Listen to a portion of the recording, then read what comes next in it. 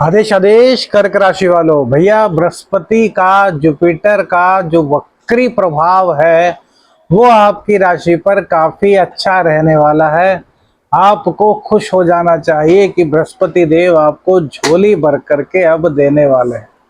देखिए, जब से बृहस्पति देव आपके 11वें भाव में आए हैं तो इनकम को लेकर के तो कम से कम आपको परेशानियां ज्यादा बढ़ी है। हम ये नहीं कह रहे कि इनकम नहीं हो रही, इनकम नहीं जिनकी हो रही वह तो ढैया का प्रभाव है, लेकिन गुरुदेव के आने के बाद आपको सहूलियत तो मिली है।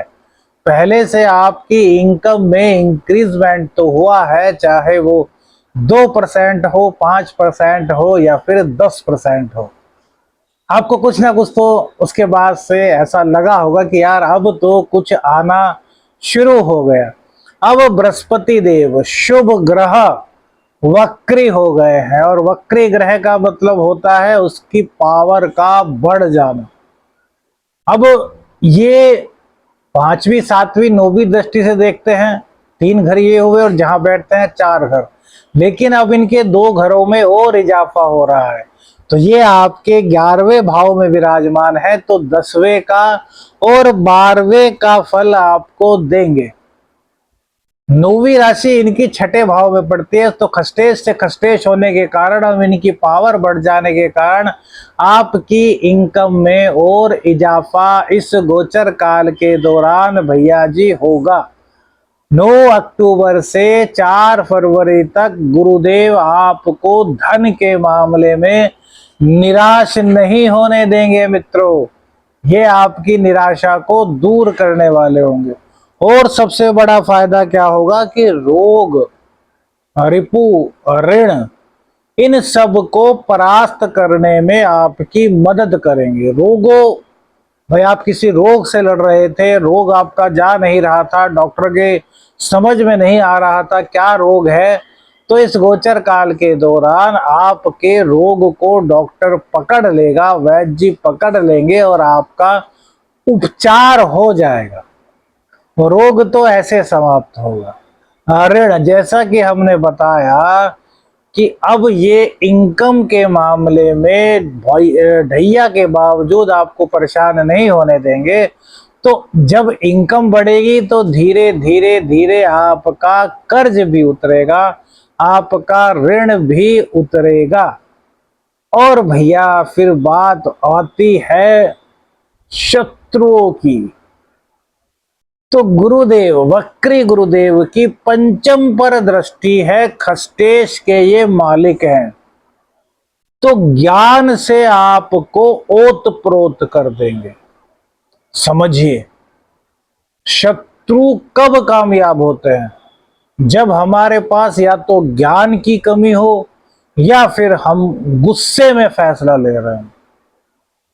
गुस्सा कर्क राशि वाले लोग बहुत कम टाइम के लिए करते हैं, इमोशनल लोग होते हैं, इमोशंस की वजह से ही इनको धोखे मिलते हैं, इनको लाइफ में प्रॉब्लम आती है। ये इमोशन के चलते बह जाते हैं और लोग इसी का फायदा उठाते हैं।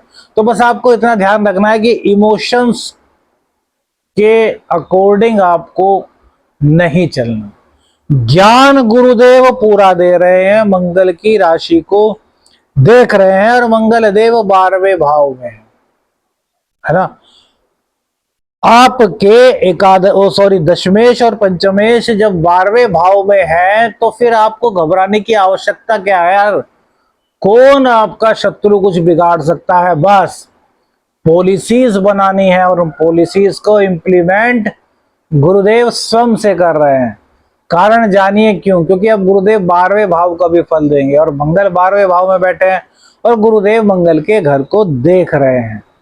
तो इस गोचर के दौरान आपका विदेश में भाग्य उदय भी ये करा सकते हैं। एमएनसी कंपनी में आपको जॉब चाहिए, जॉब मिल जाएगी इस गोचर के दौरान। विदेश में जाकर के शिक्षा ग्रहण करना चाहते हैं, उसके लिए भी ये बहुत अच्छा आपके लिए सिम्टम्स हो रहा है। प्रेम संबंधों में जो तलखी आ रही थी, वो प्रेम संबंधों की तलखी इस गोचर काल के दौरान दूर होगी।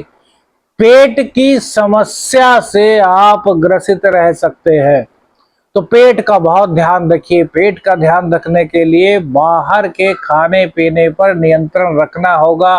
बाहर की जो भी चीजें होती हैं भैया, चटपटा स्वाद जो बाहर का होता है, उससे आपको बाहर निकल करके घर के स्वादिष्ट शुद्ध भोजन को ग्रहण करना है। इस गोचर काल के दौरान आपको यह बहुत ज्यादा ध्यान रखना है कि बाहर का खान पान, बाहर की आहार, बाहर के विचार, ये आपको भ्रमित कर सकते हैं, ये आपके लिए शुभ परिणाम नहीं देंगे। तो घर पर ही भोजन ग्रहण कीजिए, शुद्ध भोजन ग्रहण कीजिए। ये 10वें का भी अब आपको प्रभाव देंगे। तो 10वां भाव है आपका कैरियर का भाव। तो यदि कैरियर में अब तक रुकावटें चल रही थी, तो वो रुकावटें इस गोचर काल के दौरान आपकी दूर होने वाली हैं। आपने कहीं पर इंटरव्यू दिया था, बहुत दिन हो गए थे, वहां से कॉल नहीं आ रही थी, वो आपको टरका रहे थे, यार करेंगे, अगले महीने कॉल आएगा, अभी वैकेंसी होने दो, जबकि आप एलिजिबल हैं।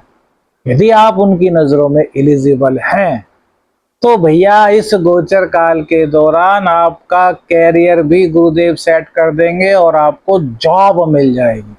अब यह जॉब आपके लोकल स्तर पर भी हो सकती है, और यह जॉब यदि आप चाहें तो एमएनसी स्तर पर भी हो सकती है, और विदेश में जाकर के भी हो सकती है, क्योंकि विदेश के भाव का भी फल गुरुदेव दे रहे हैं और 10वें भाव का भी फल, कैरियर का भी फल गुरुदेव दे रहे हैं।